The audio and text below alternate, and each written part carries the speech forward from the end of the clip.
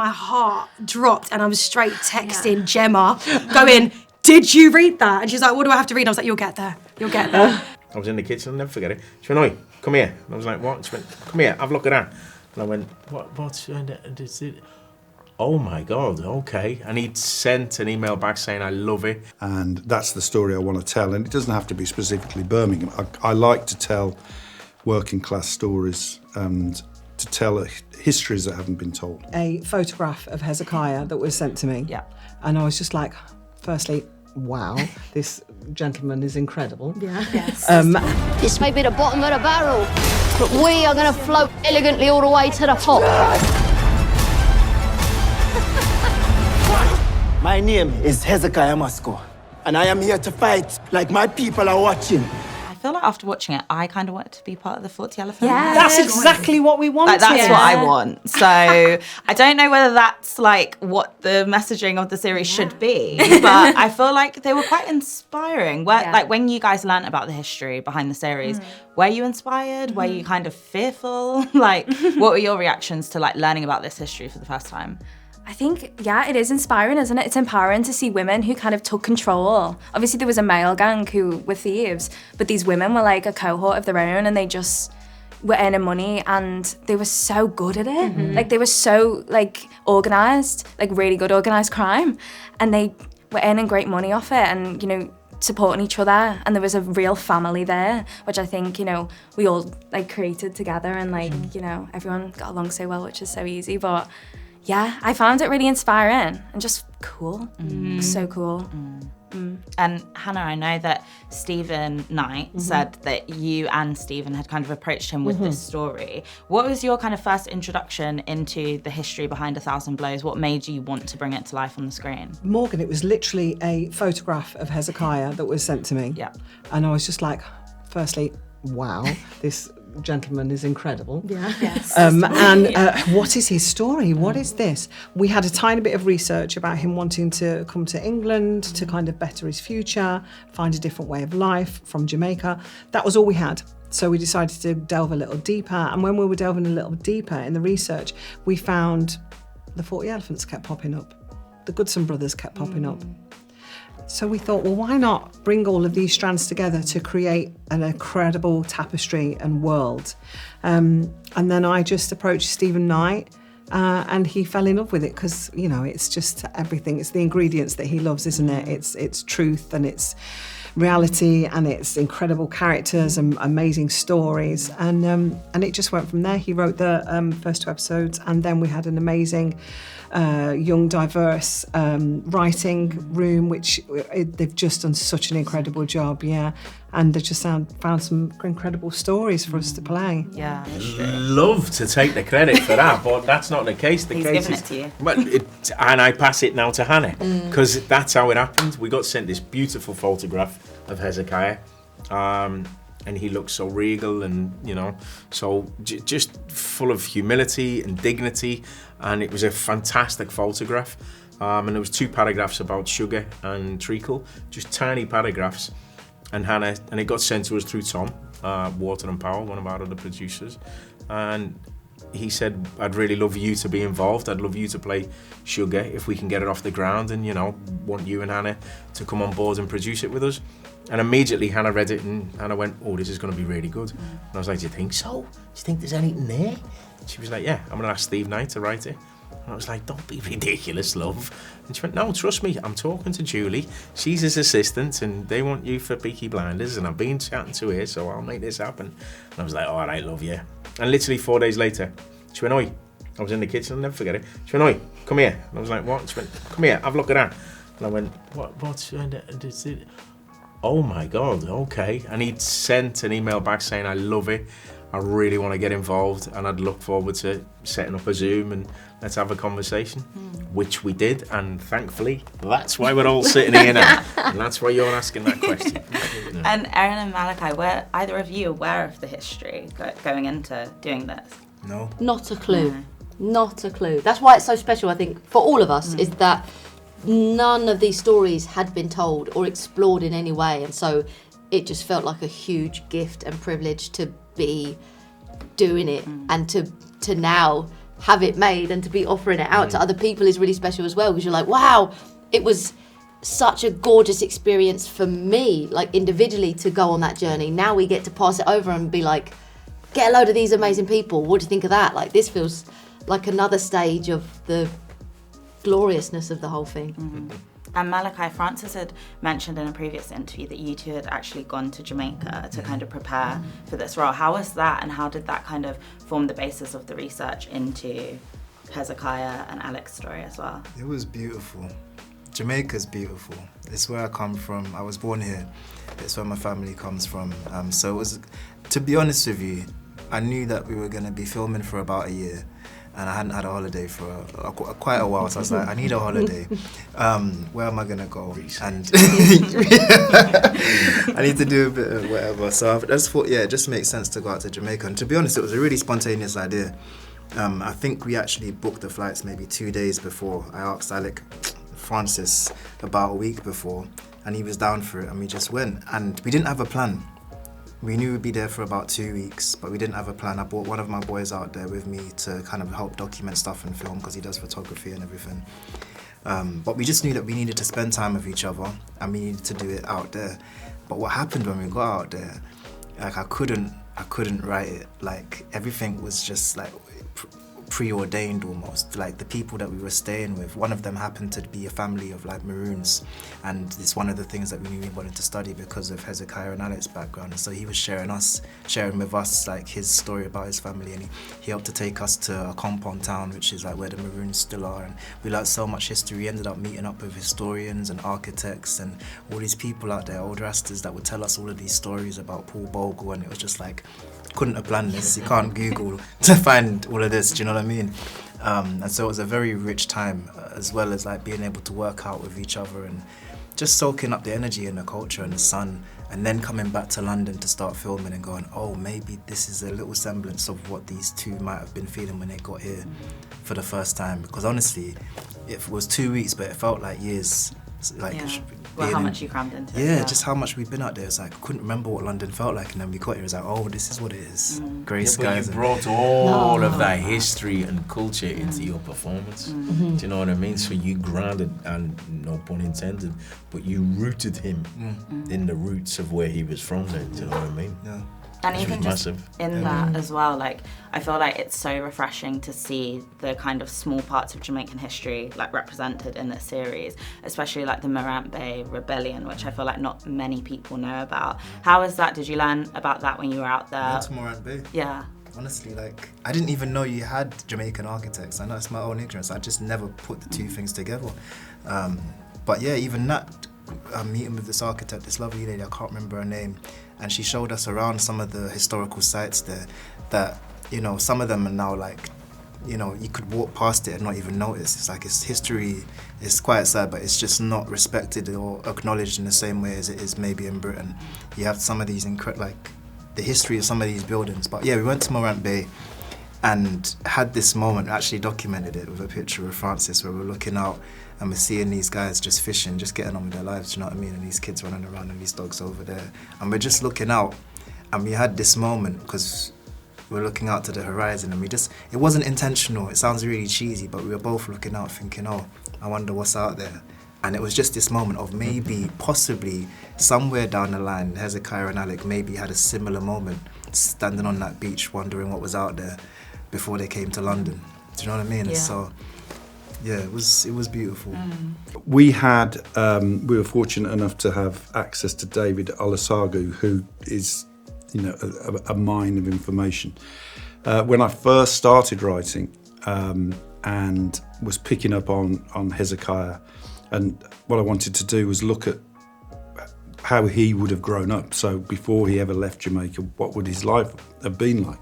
And came across the Morant Bay Rebellion and just thought, wow, you know, this is, again, something that for some reason has not been told. And so I thought, if you know, the explosive that blows him to London is events that happened then, I thought that would be an interesting way of telling this story and giving our character a great deal of depth, I think.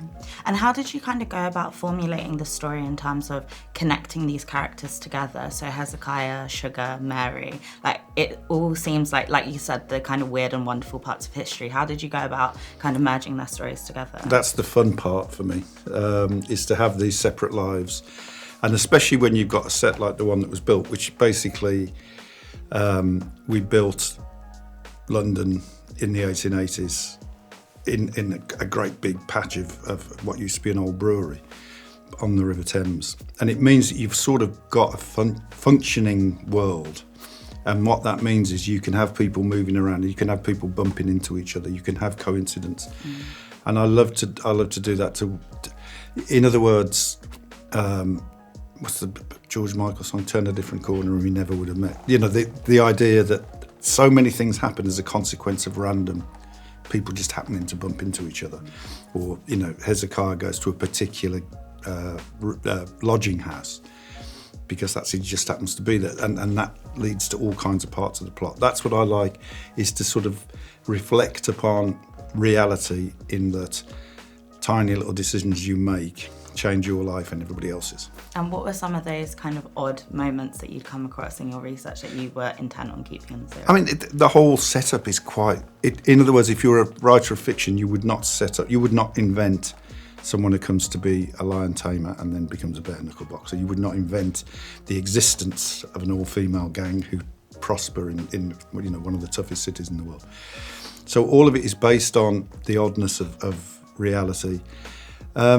And it's just the historical detail around what went on in the East End of London. And I don't want to give anything away in terms of plot, but, you know, the way that politics was conducted in those days, the way the influence the royal family had on the lives of ordinary people, all of those things come into play in this story. And how did it feel? Because obviously you're most known for Peaky Blinders, and obviously recently you've done This Town, and you're very passionate about centering like Birmingham-based narratives and setting it in your city that you're very passionate about. How did it feel kind of bringing this very innately London-centric tale to life?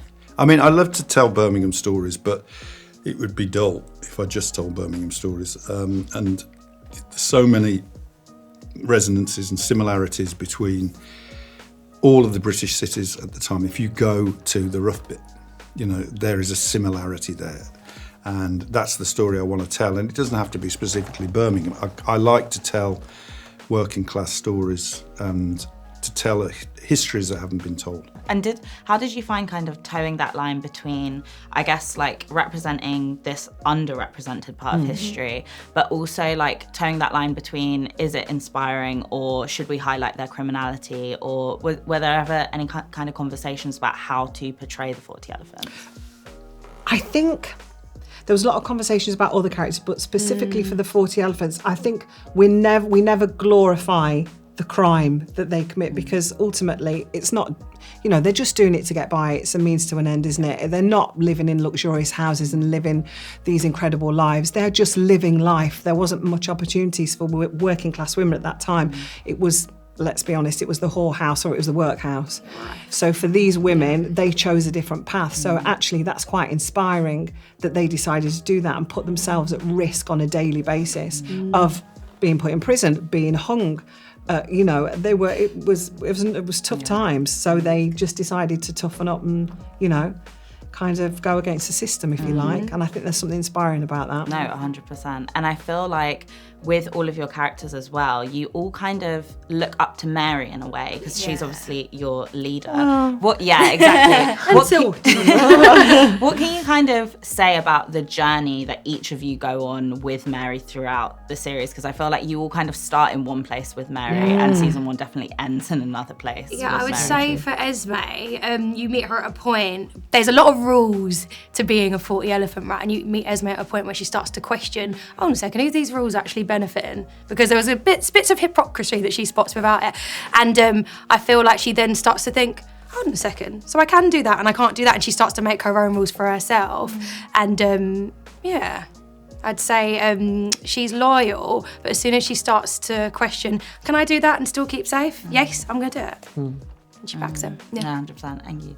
I think for Alice, like when she sees like a woman with ambition and power, I think that's the thing that appeals. It's like a woman who's taking control of her own life. And I think Mary does that so well. Like she doesn't put up with anything from anyone else. She beats to her own drum kind of thing. So I think for Alice, it's like, I want that. And like the ambition in Alice is she's so driven and determined to go to please Mary as well. So I think there's like, she recognises a similarity between them, and it's like, they're not afraid.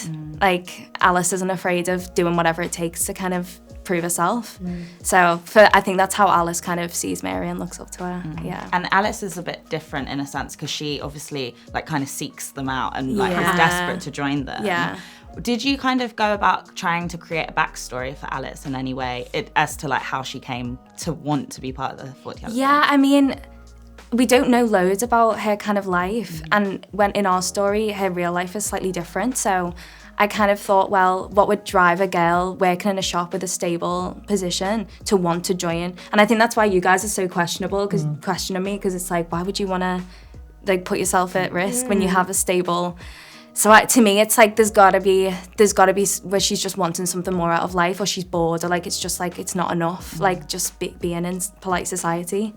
So I think it's the thrill for Alice, like it's like that, determination. And what can you kind of all tease about? I feel like this is quite a complicated dynamic in the series. I feel like it starts in one place and ends in another. What can you kind of all tease about how all of your stories, which are so rich in and of themselves, but how they also overlap with each other's?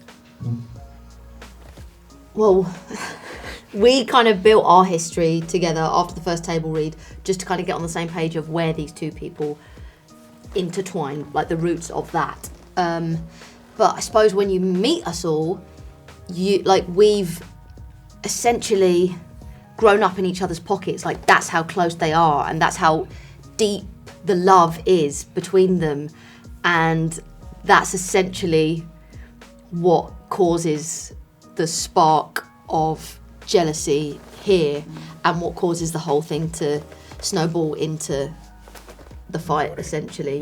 What happens? But yeah, we had to create that backstory together because it's not necessarily spoken about or explored. You still have to bring that, like it's essential to bring that. So we figured that out, and then you just kind of let it fly. But it was electric.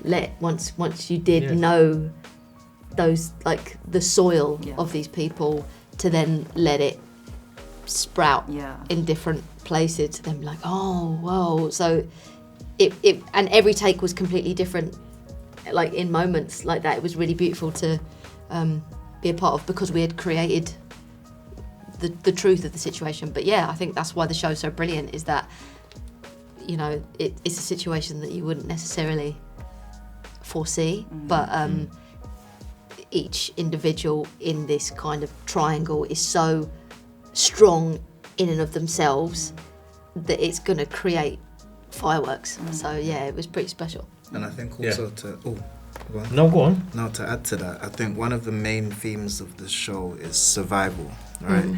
And not just to survive, but what it takes in order to thrive, like to go beyond just surviving.